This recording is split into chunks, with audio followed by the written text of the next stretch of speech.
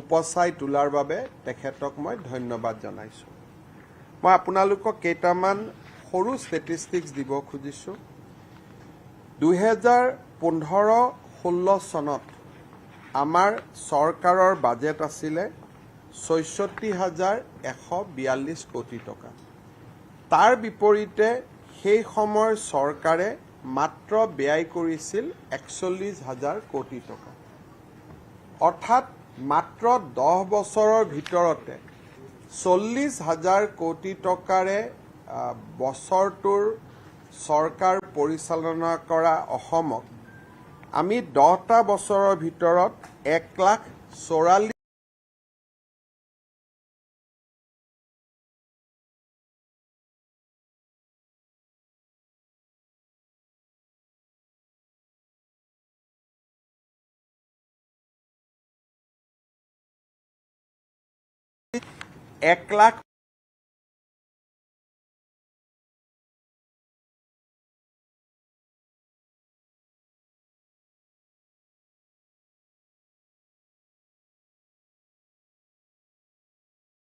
1,68,391 কোটি টকা আছিল। কিন্তু যেতিয়া বছৰটোৰ শেষৰ ফালে এই বাজেট 1,66,000 কোটি টকা স্পৰ্শ কৰে, যে 1,55,000 কোটি টকা আমি যি বাজেট দাখিল কৰিছোঁ, বছৰৰ শেষৰ ফাললৈ ই 1,75,000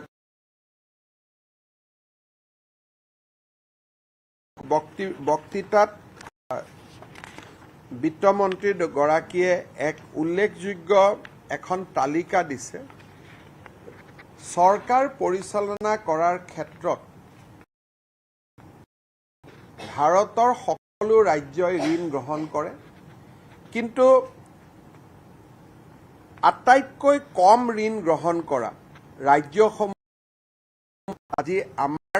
অসমে স্থান লাভ কৰিবলৈ সক্ষম হৈছে। পাঞ্জাব, হিমাচল, অৰুণাচল, মণিপুৰ, পশ্চিমবংগ, কেৰালা, নাগালেণ্ড, ৰাজস্থান, মেঘালয়, বিহাৰ,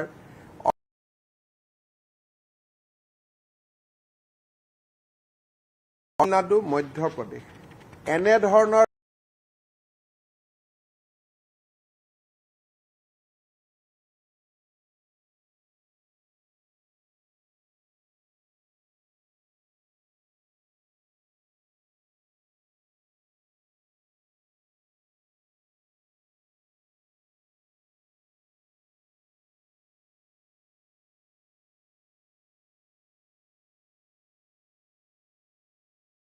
অৰ্থাৎ আমি যদি গোটেই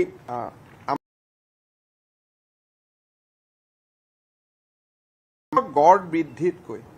অসমৰ গড় বৃদ্ধি প্ৰতিটো বছৰতে বেছি। গ্ৰোথৰ ক্ষেত্ৰত 2015 পিছত, অৰ্থাৎ আমি যদি গোটেই আমাৰ চৰকাৰে দায়িত্ব লোৱাৰ পৰা চাব যাওঁ, তেতিয়াহ'লে ৰাষ্ট্ৰীয় গড় বৃদ্ধিতকৈ অসমৰ গড় বৃদ্ধি প্ৰতিটো বছৰতে বেছি হৈ আছে। যোৱা বছৰত যিটো 23-24 চনত দেশ 10% বৃদ্ধি হৈছিলে, আমাৰ ৰাজ্য 19% আমি বৃদ্ধি হ'ব পাৰিছোঁ। অৰ্থাৎ ভাৰতবৰ্ষলৈ এখন মোৰ যিটো পলিটিকেল ফিলচফি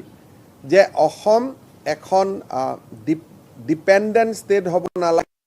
কাৰোবাৰ মুখলৈকে চাই থকা এখন ৰাজ্য হ'ব নালাগে, ভাৰতবৰ্ষৰ প্ৰগতিত অসমে বৰঙণি যোগাব লাগে। দেশৰ 10% গ্ৰোথৰ বিপৰীতে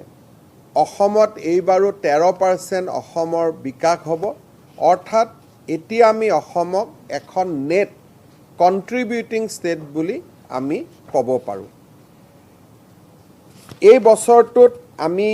কেইবাটাও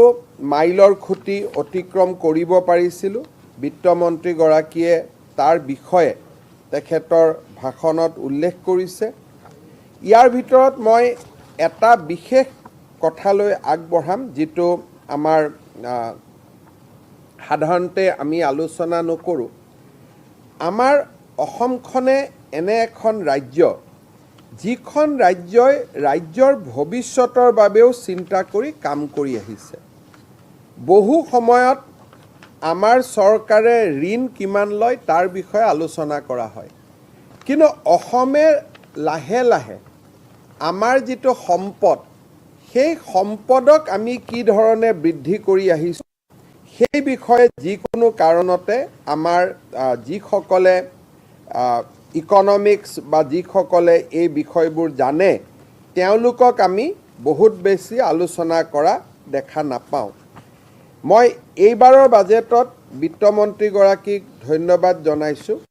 যে প্ৰথমবাৰৰ বাবে অসমৰ ষ্ট্ৰেংথ তাক তেখেতে বাজেটত উল্লেখ কৰিছে আপোনালোকে ইংৰাজী বাজেটৰ 51 নম্বৰত যদি পৃষ্ঠাত চাই তেতিয়ালে তাত অসমৰ শক্তি বিত্তীয় শক্তি তেখেতে প্ৰদৰ্শন কৰিছে আজি আমাৰ ৰাজহুৱা খণ্ড উদ্যোগক যোৱা 10টা বছৰত ক্ৰমাগত ৰিফৰ্ম কৰাৰ কাৰণে এতিয়া আমাৰ ৰাজহুৱা খণ্ড যিবিলাক প্ৰতিষ্ঠান তাৰ পজিটিভ নেট ভ্যালু হৈছে গৈ 40,380 কোটি টকা তাৰ মানে আজিৰ দিনত the value of our PSUs আমাৰ বিভিন্ন ৰাজহুৱা খণ্ডৰ প্ৰতিষ্ঠান আছে তাৰ ইকনমিক বা তাৰ নেট ৱৰ্থ 40,000 crores-লৈকে বৃদ্ধি পাইছে নুমলীগড়ত কৰা আমাৰ বিনিয়োগ আজি যদি আমি বজাৰত বিক্ৰী কৰিব খুজো it will give us 7,000 crores ইয়াৰ উপৰিও ৰিজাৰ্ভ বেংকত এই সময়ছোৱাত আমি আমাৰ ভৱিষ্যতৰ বিত্তীয় সুৰক্ষাৰ কাৰণে আমি জমা কৰি থৈছো 7,484 কোটি টকা আমি নিজে এটা বিত্তীয় ষ্টেবিলিটি ফাণ্ড এটা কৰিছো আমাৰ আইফাত তাত আমি জমা থৈছো 900 কোটি টকা আৰু মুখ্যমন্ত্ৰীৰ গ্ৰাম্য সাহায্য নিধিত আমি ভৱিষ্যত জমা কৰিছো 700 কোটি টকা অৰ্থাৎ অসমৰ যদি নেট ৱৰ্থ আজি ক'ব যায় আজি দিনটোত 40,000 46,000 লগত আমাৰ কিমানখিনি হয় তো আজি আমাৰ গোটে অসমত 40 plus 17,000 আজি আমাৰ 60,000 crores আনুমানিক আমি এটা বিত্তীয় ষ্টেবিলিটি নিৰ্মাণ কৰিব পাৰিছো যেটো ভাৰতৰ কোনো ৰাজ্যই ভৱিষ্যতৰ কথা চিন্তা কৰা নাই যে আমি প্ৰত্যেক বছৰে এটা টকা ভৱিষ্যত অসমৰ কাৰণে আছুতীয়াকৈ ৰাখি গৈ আছো তাতে ভৱিষ্যত প্ৰজন্মৰ সন্মুখত আমি কেতিয়াও প্ৰশ্নৰ সন্মুখীন হ'ব নালাগে so with that solid base with a higher GDP than nation's GDP 300% increase of budget allocation আমাৰ কংগ্ৰেছ চৰকাৰৰ দিনতকৈ আৰু ক্যাপিটাল ইনভেষ্টমেন্ট যি কংগ্ৰেছ চৰকাৰৰ দিনত তেওঁলোকে শেষলৈ এটা বছৰত তেওঁলোকে ক্যাপিটাল ইনভেষ্টমেন্ট কৰিছিল 2,400 কোটি টকা আৰু 2,400 কোটি টকা 2,951 কোটি টকা তাৰ বিপৰীতে এইবাৰ আমি ক্যাপিটাল ইনভেষ্টমেন্ট কৰিছো প্ৰায় 25,000 crores তাৰ মানে আমি প্ৰতিটো টকা এটা বছৰত অসমৰ দৰে ৰাজ্য এখনে 25,000 কোটি টকা অকৰ মূলধনী ব্যয় কৰিব পৰাটোৱে আমাৰ ৰাজ্যৰ বিত্তীয় ব্যৱস্থাৰ পজিটিভ যেটো এটা মোৰ দৃষ্টিত যে one of the best manage fiscally prudent state তাক আজি প্ৰমাণ কৰিছে ভাৰত চৰকাৰে আমাক ডেপ জিডিপি ৰেশিও 32% লৈকে অনুমোদন কৰি থৈছে we are maintaining it 50%.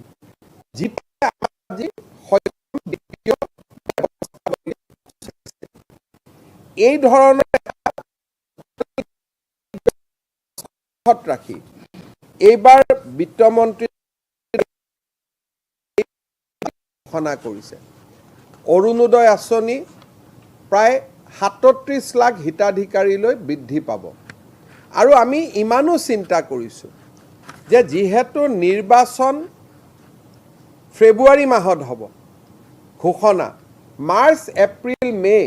Orunodoi পাব নাপাব মানুহৰ মাজত সংশয়ও হ'ব পাৰে যদি নিৰ্বাচনী আয়োগে নিৰ্বাচনৰ সময়ত আমাক অৰুণোদয় দিবলৈ অনুমতি নিদিয়ে তেতিয়ালে আমি ফেব্ৰুৱাৰী মাহতে যাতে আগতীয়াকৈ 4 মাহৰ অৰুণোদয় দি দিব পাৰো তাৰো ব্যৱস্থা এই বাজেটত আমি ৰাখিছো যদি আমাক অনুমতি দিয়ে প্ৰত্যেক মাহত দি যাব আমি নিৰন্তৰভাৱে দি যাম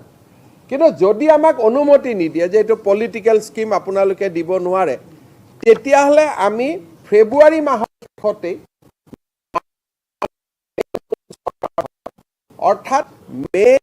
এপ্ৰিল মাৰ্চ ফেব্ৰুৱাৰী 4 লাগে তাৰো ব্যৱস্থা এই বাজেটত আমি ৰাখিব পাৰিছো তা এই কথাবিলাকে বুজাই যে অসম বিত্তীয়ভাৱে মুখ্যমন্ত্ৰীৰ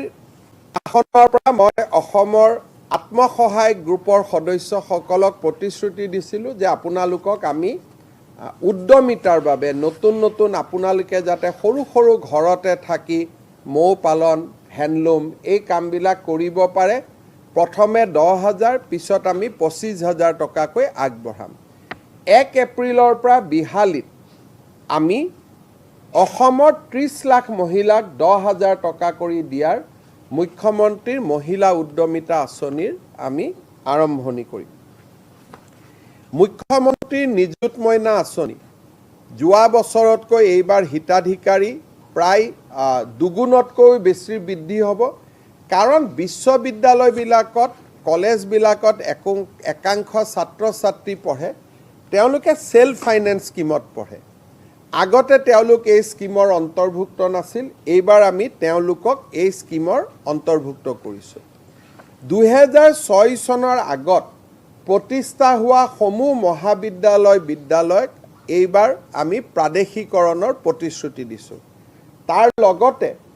6 শিডিউল এৰিয়া আৰু শৈক্ষিকভাৱে পিছপৰা অঞ্চলত আমি কিছু কনসেশন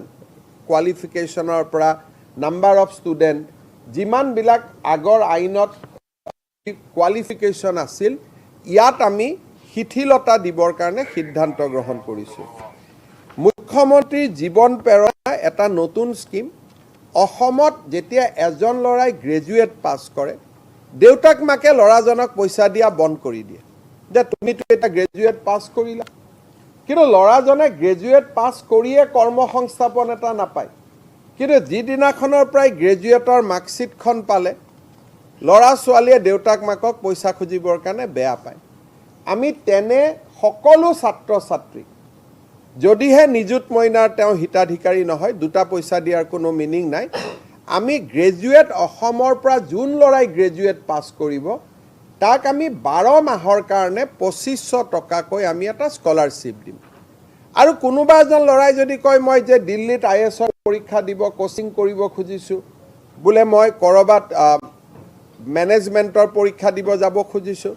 তেওঁ যদি আবেদন কৰে যে মোক 2500 কৈ মাহত নালাগে একেলগে 25,000 টকা লাগে আমি 25,000 টকা এটা একেলগে আমি দি দিম নিযুত মইনা আঁচনি পিজি লৈকে আছিল কিন্তু ৰিসাৰ্চ স্কলাৰ আমাৰ ইউনিভাৰ্সিটিত বহুত লৰা ছোৱালী আছে তেওঁলোকৰ খৰচো বেছি এইবাৰ আমি ৰিসাৰ্চ স্কলাৰ সকলকো 25,000 টকা কৈ দিয়াৰ বাবে আমি সিদ্ধান্ত গ্ৰহণ কৰিছো দিব্যাংগ হলে তেওঁলোকে 50,000 টকা পাব ইয়াৰ উপৰিও মুখ্যমন্ত্ৰীৰ আত্মনিৰ্ভৰ অভিযান আমি 1 লাখ টকা কৈ 25,000 যুৱক যুৱতীক দিছিলো এইবাৰ অক্টোবৰক আমি তেওঁলোকক সেকেন্ড ইনষ্টলমেন্টটো দিম যিসকলে বাইকটা কিনি ললে তেওঁলোকে নাপাব যিসকলে সফল ব্যৱসায় কৰিছে তেওঁলোকক আমি আৰু 1 লাখ দিম অতিৰিক্তকৈ আৰু 75,000 যুৱক যুৱতীক আমি 1 লাখ কৈ টকা দিম অহা আমি এনে ডেট এটা ঠিক কৰিছো 8 অক্টোবৰ তাৰিখে আমি নতুন কৰি আৰু 40,697 গৰাকী লৰা ছোৱালীৰ হাতত নিয়োগ পত্ৰ তুলি দিম ইয়াৰ ফলত আমাৰ চৰকাৰৰ দিনত চাকৰি পোৱা লৰা ছোৱালীৰ সংখ্যা 1,60,000ৰ সংখ্যা অতিক্ৰম কৰিব মূল্য বৃদ্ধিৰ ওপৰত আমি প্ৰায়ে আলোচনা কৰো এইবাৰ আমি এটা নতুন স্কিম আনিছো যাৰ ৰেশন কাৰ্ড আছে তেওঁলোকে বজাৰৰ মূল্যতকৈ 25 টকা মূল্যত কম 1 কেজি মসুৰ দালি পাব আৰু যদি পৰিয়ালটো ডাঙৰ হয় 5 জনতকৈ বেছি মেম্বাৰ থাকে তেওঁক আমি 2 কেজি দিম তাৰ উপৰিও চেনি আমি বজাৰৰ মূল্যতকৈ 20 টকা কমত দিম আৰু আমি নিমখো আমি বজাৰতকৈ 10 টকা মূল্যত কম দিম গভৰ্নমেণ্ট এমপ্লয়িজৰ কাৰণে এইবাৰ আমি কেইটামান ল্যান্ডমাৰ্ক ডিসিশন আনিছো এটা হল 2005 ৰ আগত এপইন্টমেন্ট প্ৰসেস আৰম্ভ হল কিন্তু কিবা কাৰণত এপইন্টমেন্টখন 2006 ত পালে আমি তেওঁলোকক OPS লৈকে লৈ যাম NPS ৰ জায়গাত তেওঁলোক OPS ত যাব ইয়াৰ ফলত ৰাজ্য চৰকাৰৰ 30,000 নতুন কৰ্মচাৰী OPS ত অন্তৰ্ভুক্ত হ'ব যিসকলে UPS ত যাব খোজে আমি UPS ত যাব সুবিধা দিম সকলোতকৈ ডাঙৰ কথা মুখ্যমন্ত্ৰী লোকসেৱা আয়োগ যোজনা যত আজি দিনত 2,10,000 গভৰ্নমেণ্ট এমপ্লয়িয়ে ৰেজিষ্টাৰ কৰিছে এতিয়াৰ পৰা মেডিকেল কলেজ ক্যান্সাৰ হস্পিটালত তেওঁলোকে ক্যাশলেস ট্ৰিটমেন্ট পাব আৰু এই বছৰৰ শেষৰ ফালে নাৰায়ণ হৃদয়ালয় হওক এপলো হওক তাতো আমি ক্যাশলেস ব্যৱস্থা ৰূপান্তৰকৰণৰ দিশত আমি এই ব্যৱস্থাটোক আগুৱাই লৈ যাম সকলোতকৈ ডাঙৰ কথা হৈছে যে NHM সৰ্বশিক্ষা যিবিলাক এনেকুৱা ধৰণৰ সোসাইটিত কাম কৰে সৰকাৰি কৰ্মচাৰী নহয় তেওঁলোককো এবাৰ আমি মেডিকেল ৰিইম্বাৰ্সমেন্টৰ সুবিধা কৰিম NHM SSA ইয়াত কাম কৰা কৰ্মচাৰী সকলেও এতিয়াৰ পৰা 100% মেডিকেল ৰিইম্বাৰ্সমেন্ট পাব এটো এটা বহুত ডাঙৰ সুবিধা তেওঁলোকৰ কাৰণে আমি আগবঢ়াইছো অংগনবাদী আশা কৰ্মী মিড ডে মিল ওয়াৰ্কাৰৰো দৰমহা আমি বৃদ্ধি কৰিম ফিক্স পে যিবিলাক মানুহে কাম কৰে অসম গভৰ্নমেণ্টত তেওঁলোকে হাউস ৰেন্ট এলাউন্স নাপায় এইবাৰ আমি তেওঁলোকক 50% হাউস ৰেন্ট এলাউন্স দিম বুলি কৈছো আৰু NHM SSA কাম কৰা কৰ্মচাৰী সকলৰো যাতে এটা নিজৰ ঘৰ হয় তেওঁলোকক আমি আপোন ঘৰ আঁচনিৰ সুবিধা তেওঁলোকলৈ সম্প্ৰসাৰণ কৰাৰ কথা আমি চিন্তা কৰিছো আমাৰ যি ইয়াৰ অফ বুকস আছে ইয়াৰ অফ বুকসত আমি এইবাৰ বহুত কেইটা নতুন কথা আগবঢ়াইছো গ্ৰন্থমেলা পাতিলে সহায় 1000 সৃষ্টিশীল লিখকলৈ 25,000 টকাৰ সাহায্য আৰু সৰকাৰি কৰ্মচাৰী সকলক গ্ৰন্থমেলাৰ সময়ত আমি দৰমহাৰ লগত 1000 টকা দিম যাতে তেওঁলোকে গ্ৰন্থ কিনিব কিন্তু গ্ৰন্থ কিনাৰ হিচাপখন তেওঁলোকে আহি অফিসত জমা দিব লাগিব আমি ইলেক্ট্ৰিসিটি 120 ইউনিটলৈকে যিসকলে ব্যৱহাৰ কৰে তাৰ মানে আমাৰ 48 লাখ কনজিউমাৰে মাহত 120 ইউনিটতকৈ কম ব্যৱহাৰ কৰে 1 মেৰ পৰা আমি ইলেক্ট্ৰিসিটি ডিউটি ইলেক্ট্ৰিসিটিৰ যেটো মাসুল তাক আমি পাৰ ইউনিটত 1 টকা হ্ৰাস কৰিম অক্টোবৰ নৱেম্বৰ মাহত আমি চেষ্টা কৰিম আৰু কিছু হ্ৰাস কৰাৰ বাবে অৰ্থাৎ ইলেক্ট্ৰিসিটিৰ বোজাও আমি ৰাইজৰ পৰা কমাবৰ বাবে সিদ্ধান্ত গ্ৰহণ কৰিছো এবাৰ এটা আমি ডাঙৰ স্কিম হাতত লৈছো হেতু হল আমাৰ কৃষকসকলে যেতিয়া ধান আমি তেওঁলোকৰ পৰা কিনো আমি তেওঁলোকৰ পৰা ভাৰত চৰকাৰে যেটো আমাক টকা দিয়ে হেইটো দামত আমি কিনো কিন্তু এইবাৰ আমি সিদ্ধান্ত লৈছো যে ভাৰত চৰকাৰে যেটো দাম দিয়ে তাৰ ওপৰত অসম চৰকাৰে 250 টকা দিব তাৰ মানে অহা 1 এপ্ৰিলৰ পৰা ধানৰ সমৰ্থন মূল্য অসমত 2550 টকা লৈকে বৃদ্ধি হ'ব 2021 চনত এই মূল্য 600 টকা আছিল 600 ৰ পৰা 2550 টকা লৈকে বৃদ্ধি হ'ব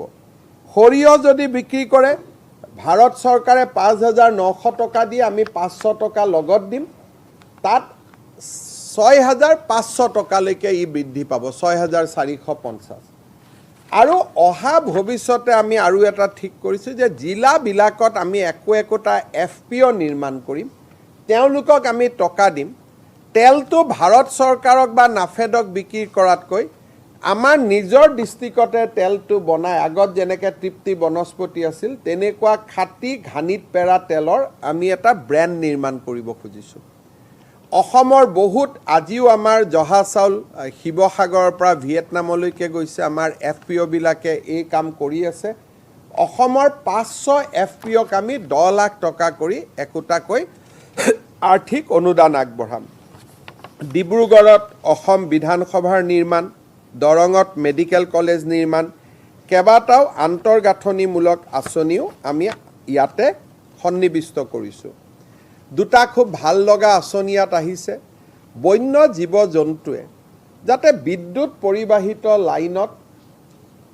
খুন্দা খাই মৃত্যুবৰণ নকৰে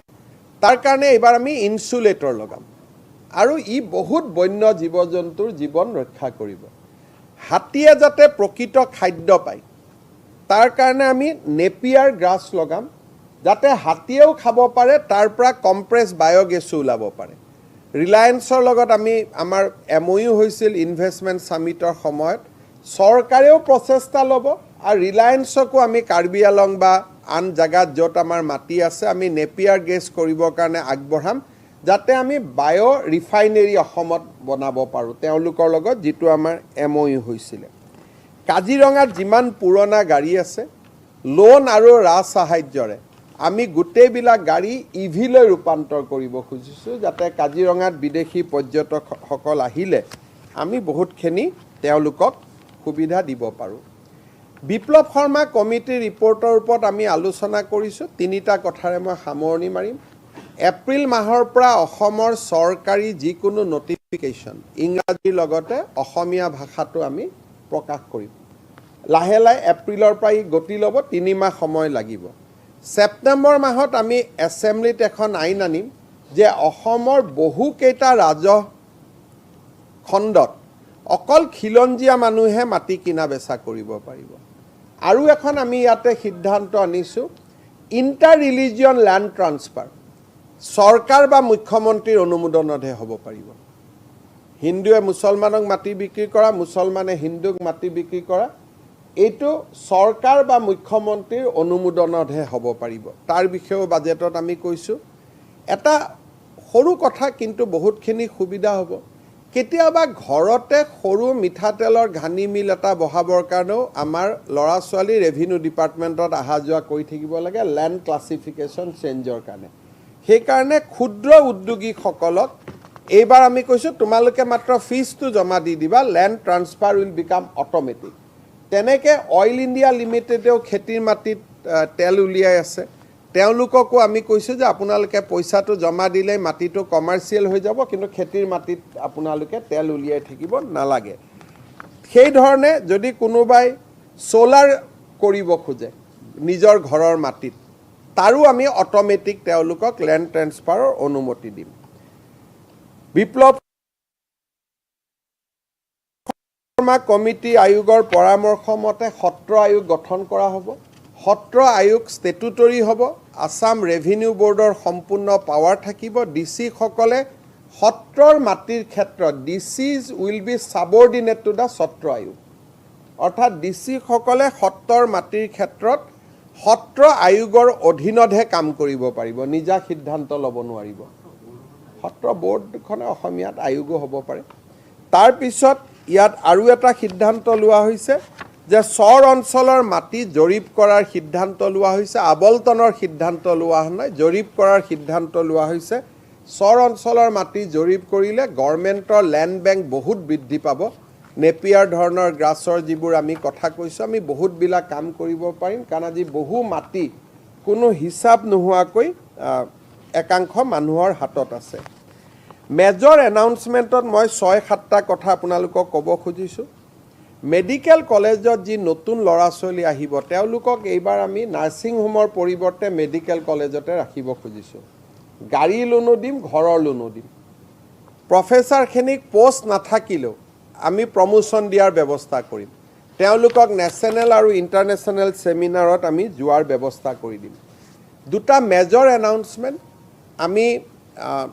অসমত বৰ্তমান গোটেই ভাৰতত কেন্সাৰ ট্ৰিটমেণ্টৰ প্ৰটন থেৰাপি মেচিন এপ'লো হস্পিটালত আছে আৰু বোম্বাই টাটা মেমৰিয়েলত আছে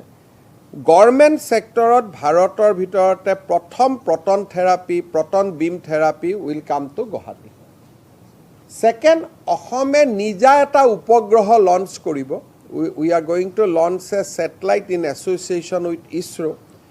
এই স্যাটেলাইটটো ভাৰত বা পৃথিৱীত ঘূৰি নাথাকে স্যাটেলাইট আমি বহুত দেখিছোঁ কিন্তু এই স্যাটেলাইট যেহেতু এটা নিৰ্দিষ্ট গতিপথত ঘূৰি থাকে অসমত হি নাথাকে কিন্তু অসমৰ আকাশত যদি আমাৰ এটা স্যাটেলাইট এনি টাইম উৰি থাকে বাংলাদেশী এজন আহিলেও স্যাটেলাইটটো আমাক ক'ব পাৰিব ব্ৰহ্মপুত্ৰৰ বানপানীৰ বিষয়ে অৰুণাচলত পানী থাকোতে আমাক ক'ব পাৰিব আৰু এই স্যাটেলাইটটো যদি আমি পাওঁ তেতিয়ালে খেতিৰ ওপৰত বতৰ কেনেকুৱা হ'ব 3 মাহ আগতে আমাক ক'ব পাৰিব So Assam will be the first state in our country to have our own satellites. Finally, আমি আৰু দুটা নতুন কাম কৰিব খুজিছো যেটো আগত কৰ্ণাটকে এনাউন্স কৰিছে নেটফ্লিক্স দেখিছে কিন্তু নেটফ্লিক্সৰ দৰে আমি অসমৰ এটা OTT প্লেটফৰ্ম বনাব খুজিছো যাতে ভূপেন হাজৰিকা জয়ন্ত হাজৰিকা ডক্টৰ বেজবৰুৱাৰ পৰা আৰম্ভ কৰি অসমৰ সকলো সাংস্কৃতিক সম্পদ এই OTT প্লেটফৰ্মত আমি সংৰক্ষণ কৰিব পাৰো Assam will be the first state or maybe second কাৰণ কৰ্ণাটকে এনাউন্স কৰিছে আমিও এনাউন্স কৰিছো কোন আগত কৰিব পাৰে না জানো কিন্তু Assam will be the one of the first state to have our own OTT platform যাতে আমি অসমৰ কলা সংস্কৃতিক আমি সংৰক্ষণ কৰিব পাৰো স্যাটেলাইটে হক প্ৰটনে হক আমাৰ নিজৰ OTT প্লেটফৰ্মে হক এই গুটেই বাজেটখন আপোনালোকে যেতিয়া চাব তেতিয়া ভৱিষ্যতৰ এখন অসমৰ কল্পনা পাব যিখন অসম ভাৰতৰ বৌদ্ধিক অৰ্থনৈতিক সামাজিক ৰাজনৈতিক নেতৃত্ব ল'ব তেনেকুৱা এখন অসমৰ ভৱিষ্যত অসমৰ স্বপ্নৰে আমি এইবাৰৰ বাজেটখন আপোনালোকৰ মাজলৈ লৈ আহিছো বিত্তমন্ত্ৰী অজন্তা নেওগ ডাঙৰীয়ানিক ধন্যবাদ জনাইছো কোনো নতুন ট্যাক্স নাই বৰঞ্চ চাহ উদ্যোগক কেঁচা পাতৰ ওপৰত যি কৰ আৰোপণ কৰা হয় তাক আমি 2 বছৰৰ কাৰণে ৰেহাই দিছো মাহত 15,000 টকালৈকে উপাৰ্জন কৰা সকলো ব্যক্তিক আমি প্ৰফেশনাল ট্যাক্সৰ পৰা ৰেহাই দিছো এতিয়া দোকান পোহাৰত কাম কৰা আমাৰ কৰ্মচাৰীসকলে প্ৰফেশনাল ট্যাক্স দিব নালাগিব কাৰণ সকলোৰে দৰমহা প্ৰায় 15,000ৰ তলত তাৰো সুবিধা পাব প্ৰাদেশিকৰণ সকলৰ লগতে গাঁওবুঢ়াৰ দৰমহা বৃদ্ধি আমাৰ আশা অংগনবাদী দৰমহা বৃদ্ধি তাৰ লগত বাণীকান্ত কাকতি কম্পিউটাৰ লিটাৰেচিত কাম কৰা লোকসকলৰ প্ৰতিও দৰমহা বৃদ্ধি 60 বছৰলৈকে চাকৰি ফুল মেডিকেল ৰিইম্বাৰ্সমেন্ট আমি ৰাইজে ভোগ কৰি থকা বহুতবোৰ সমস্যা কৰ্মচাৰীসকলৰ OPSৰ সমস্যা বহুতবোৰ সমস্যা আমি এই বাজেটৰ জৰিয়তে দূৰ কৰাৰ বাবে প্ৰচেষ্টা কৰিছো এখন নতুন অসমৰ সপোনেৰে অত্যন্ত শক্তিশালী বাজেট এখন আগবঢ়োৱাৰ বাবে নিৰ্বাচনৰ বছৰতো আমি আমাৰ লক্ষ্যৰ পৰা বিচলিত নহয় দূৰলৈকে চিন্তা কৰিব পৰা এখন বাজেট উপস্থাপন কৰাৰ বাবে মই বিত্তমন্ত্ৰী অজন্তা নেওগ ডাঙৰীয়ানিক আকৌ এবাৰ ধন্যবাদ জনাইছো You have presented the government a very futuristic budget and it is a budget of many firsts in the country as well. It's a budget which looks at technology and future. How would you sum up what is the entire country? You see, whenever election come, a political party always presents a budget which is more beneficiary driven. We are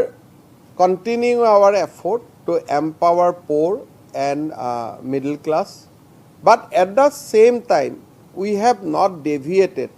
from our strong commitment to make Assam one of the front running state in our country. In this budget we have announced a proton beam therapy so that Assam can become a place for medical tourism.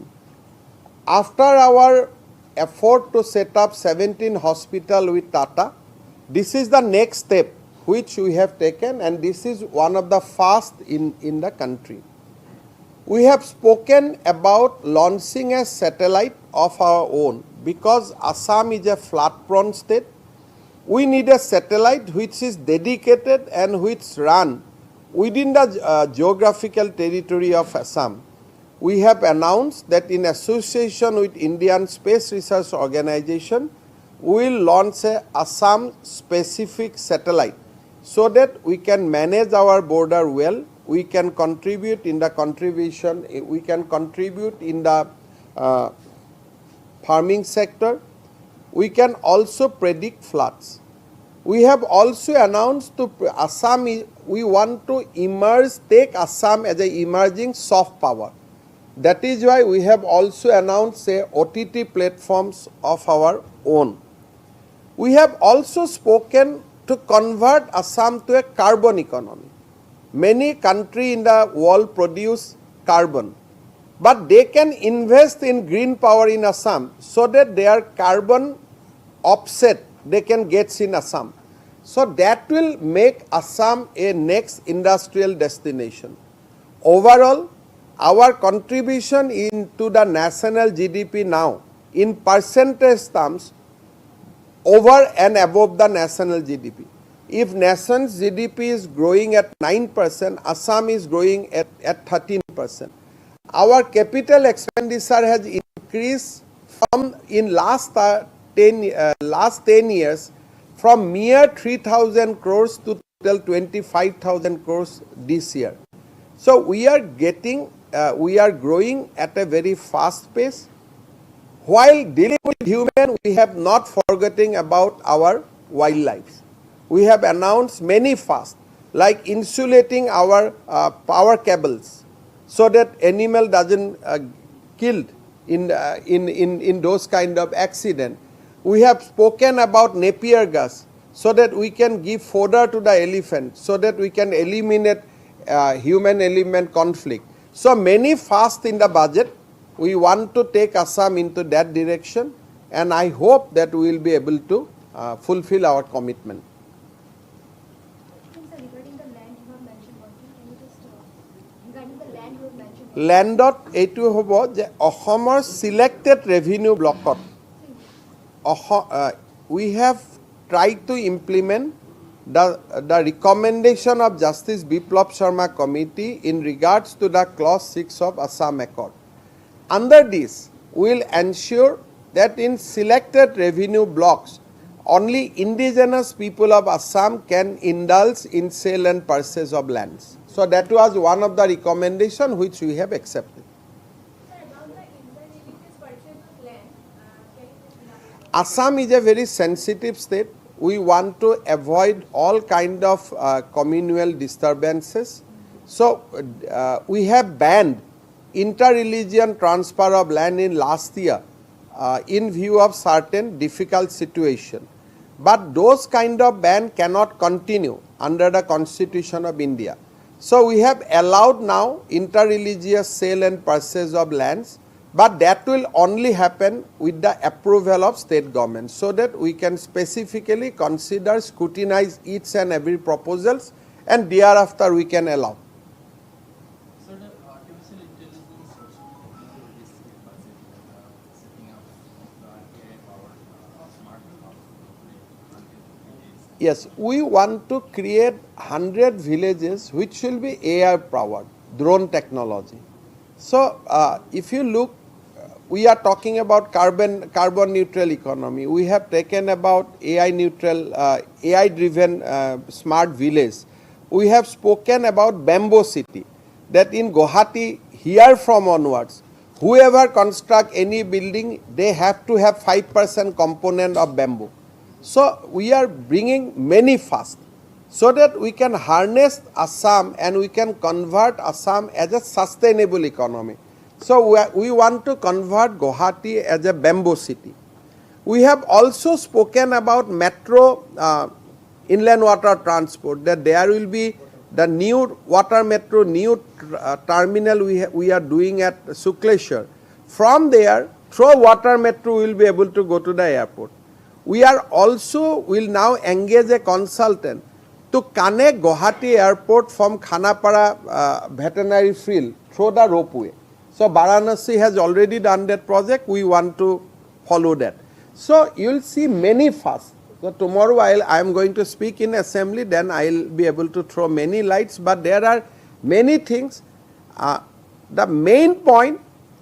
that in spite of election, our budget shows that how much confident we are. So this budget is reflections of our confidence, our emergence into the national scenario. In a way, this budget reflects resurgence of Assam. You have also said that the areas, land in areas will be surveyed. So are you also trying to free it from the classes of That is not the commitment. What we have said that so far the SOR area lands has been actually controlled by the matabbars. Poor and downtrodden people doesn't have any land rights. So there are two kind of situation will emerge. Once you settle the SOR area, there will be, even if you decide that you will give poor and downtrodden land as per the land policy, there will be a huge surplus of land banks. So that can be utilized for green economy. You can put solar, you can create Napier, so lots more opportunity will emerge. You can adopt modern cultivation, many things. So our idea is to ensure social justice, give the land to poor and downtrodden, but 2/3 of the SOR area lands will be released for future government activities. So, but while doing so, our commitment is now only for survey. On settlement, we will speak to all Assam Students Union, Assam Sahitya Sabha, we will take everybody into confidence. So today we are not discussing about settlement, we are discussing only about survey and future possibility which we have never unlocked. So, আমি আপোনালোকে জানে যে যেটো কৃত্ৰিম উপগ্ৰহ আকাশলৈ নিক্ষেপ কৰা হয় সেই কৃত্ৰিম উপগ্ৰহবিলাক সমগ্ৰ বিশ্বত তেওঁলোকে ঘূৰি থাকে বা ভাৰতত ঘূৰি থাকে গতিকে সৌৰজগতত যেনেকে গ্ৰহ উপগ্ৰহই বিৱৰ্তন কৰি থাকে কৃত্ৰিম উপগ্ৰহ এটাইও তেওঁক দিয়া নিৰ্দিষ্ট গতিত তেওঁ বিৱৰ্তন কৰি থাকে সেইকাৰণে অসমত যদি আমি স্যাটেলাইট ডাটা এটা বিচাৰো যেনেকে মই আপোনালোকে কলো যে উমৰাংচুত মাজত কয়লা দুৰ্ঘটনা হল আপোনালোকে আমাক কৈ আছে মই এটা বিধানসভাত ৰিপ্লাই দিম এই গুটেই ৰেড হোল মাইনিং বিলাক ক্ৰিয়েট কৰা হৈছিল কংগ্ৰেছ চৰকাৰৰ দিনত কিন্তু এই ডেটাটো পাওঁতে মোক কিমান দিন লাগিলে 45 ডেজ কাৰণ মোৰ কোনো স্যাটেলাইট নাই বেলেগ স্যাটেলাইটক বিচাৰি আমি উলিয়াব লাগে যে সেই সময়ত কোনটো স্যাটেলাইট উমৰাংচুৰ ওপৰত আছিল যেটো স্যাটেলাইট উমৰাংচুৰ ওপৰত আছিল তাৰ পৰাহে মই ডাটাখিনি পাম যে এই এক্সিডেন্ট হোৱা দিনটোত আকাশৰ ওপৰত সেই দিনটোত কোনটো স্যাটেলাইট আছিল যদি এটাও স্যাটেলাইট নাছিল আমি একো ডেটা নাপাম সেই কাৰণে আমাৰ নিজৰ ভৌগোলিক সীমাবদ্ধতাৰ ভিতৰত আমাৰ যদি এটা স্যাটেলাইট থাকে প্ৰতিদিনে যদি স্যাটেলাইটটো কৰিমগঞ্জৰ ফালে গৈ থাকে শ্ৰীভূমিৰ ফালে যায় মানকাছাৰৰ ফালে যায় বিদেশী আহিলে আপুনি গম পাব যদি প্ৰতিদিনাই স্যাটেলাইটটো ঘূৰি ফুৰে বানপানী অহাৰ আগতে নদীত অৰুণাচলত নদীৰ পানীটো স্যাটেলাইটে বহুত দিন আগতে দেখা পাব সেই কাৰণে আমি অসমৰ এটা নিজৰ কৃত্ৰিম উপগ্ৰহ এটা আমি লঞ্চ কৰিব খুজিছো ইছৰোৰ লগত কথা পাতি প্ৰাৰম্ভিক আলোচনা হৈছে কিন্তু বাজেটত যেহেতু ইট উইল কষ্ট around 450 to 500 crores আমি বাজেট প্ৰভিজন কৰিছো আৰু এই বছৰত আমি সেই দিশত আগুৱাই যাম স্যাৰ হিতাধিকাৰী কথাটো আপুনি কওঁতে বাহিৰত বিভিন্নজনে এটা কৈছে যে অসমৰ মানুহবিলাকক মানে বিজেপি চৰকাৰে কিনি ল'ব বিচাৰিছে এনেকুৱা ধৰণৰ এটো আপোনাৰ মানসিকতা মই কোনজন মানুহক কিনিব খুজিলে আপুনি কক আপোনালোকে কৈছিল কৰ্মচাৰীক OPS দিব লাগে আপোনালোকে নিজৰ কথাবোৰ নিজেই পাহৰি যায় আপোনালোকে পেপাৰত লিখি থাকে এইবোৰ কথা দুখিয়া পজা দুখিয়া ঘৰ আপোনালোকে লিখা কথাবোৰ কৰিলে আকৌ আপোনালোকে প্ৰশ্ন খুদে আপুনি কোন পেপাৰ তো N18L এইবোৰ বাতৰি দেখুৱাই থাকে যে OPS নাই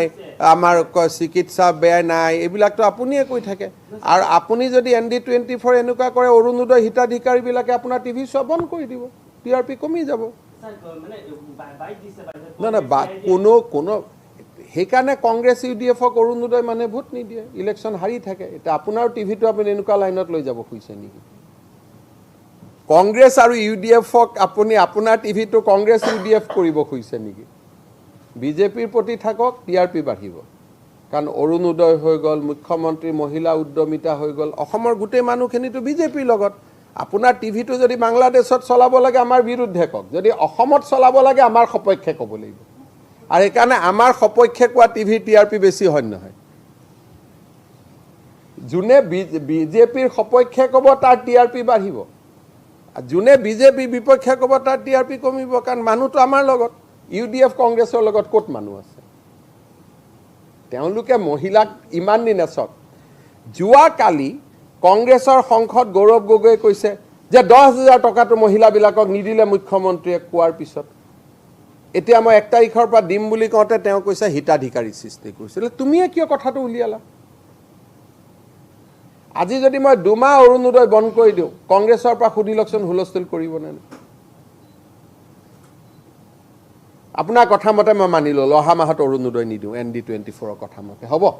যোনে মোক সোধে মই ক'ম যে ND24 কৰাৰ কাৰণে বন্ধ কৰি দিছোঁ। তাকত আছে না? অখিল গগৈ কোৱা মতে মই বন্ধ কৰি দিম, তাক সুধিব তাকত আছে নেকি? শিৱসাগৰত অৰুণোদয় মই 2 মাহ বন্ধ কৰি দিওঁ, অখিল গগৈ বানপানীতকৈও দূৰেৰে উৰি গুচি যাব। বানপানীৰ স্পীড কম হ'ব, অখিল গগৈক উৰুৱাই লৈ যোৱা স্পীডটো বেছি হ'বগৈ। এইবিলাক যি কথা ক'লে মানুহৰ শত্ৰু বুলি প্ৰমাণিত হয়, সেই কথা ক'ব নালাগে। ইমান দুখীয়া মানুহে 1250 টকা পায়, দুখীয়া মানুহকেইটাৰ প্ৰতি ইমান কিয় চকু? আগতেতো অখিল গগৈ চকু লুহিয়া টুহিয়াৰ লগত আছিল, আজিকালি চকু অৰুণোদয় হিতাধিকাৰীৰ লগত হৈ গ'ল। তাৰমানে সেইবিলাকৰ লগত কম্প্ৰমাইজ হৈ গ'ল। এতিয়া 1250 টকাৰ পৰাতো কমিশ্যন দিব নোৱাৰে, সেইকাৰণে সেইকেইটাৰ পিছত লাগি থাকে। এইটো কিবা যুক্তি হ'ব পাৰে নেকি? ইমান ভাল আঁচনি দেখাৰ পিছতো তেওঁ এই অৰুণোদয় কেইটাই চকুত পৰিল, হয় নহয়? চাই ল'ব, যদি ND24 বিচাৰে মই বন্ধ কৰি দিম। আৰু কিবা আছে? নাই? ঠিক আছে, ধন্যবাদ।